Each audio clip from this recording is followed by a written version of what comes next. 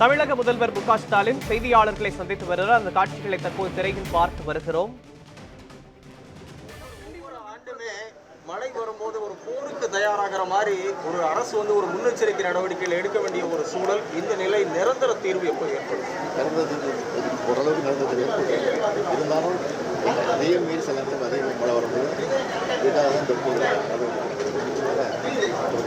திண்டிவனம் விழுப்புரத்தில் அதிக மழை பெய்திருக்கு. அங்கே எந்த மாதிரி முன்னெச்சரிக்கை நடவடிக்கைகள் பெய்திருக்கு? தொடர் நடவடிக்கைகள் எதிர்பார்க்கல. விழுப்புரத்துலேயும் திண்டிவனம், மயிலம், மரக்காணம் அந்த பகுதியிலும் அதிகம் மழை பெய்யுது. கிட்டத்தட்ட 60 சென்டிமீட்டர் மழை பெய்யுதுன்னு சொல்கிறாங்க. அதுக்காக தான் துணை முதலமைச்சர் ஏற்கனவே பொன்முடி அங்கே மாவட்டத்துக்கு அமைச்சராக இருக்காங்க. பெரிய முயற்சி இன்னும் பல பணிகள் செய்ய வேண்டும். மின்சாரம் நடைபெறுகிறது. ஆனால் மின்துறை அமைச்சர் அனுப்பி வச்சுருக்கிறார். அவர் போக்குவரத்து அமைச்சர் முக்கியமான அதிகாரிகள், சீனியர்ஸ் அதிகாரிகள் தேடி இருக்காங்க.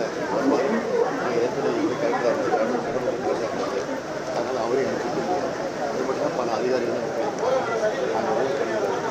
சார், இவ்வளவு பணிகள் நடந்தும் கூட எதிர்க்கட்சி தலைவர் குற்றச்சாட்டு வைக்கிறாரு. அவருக்கு குற்றச்சாட்டு வைக்கிறதே வேற விஷயம். அதை பற்றி நாங்கள் கவலைப்படுறோம்.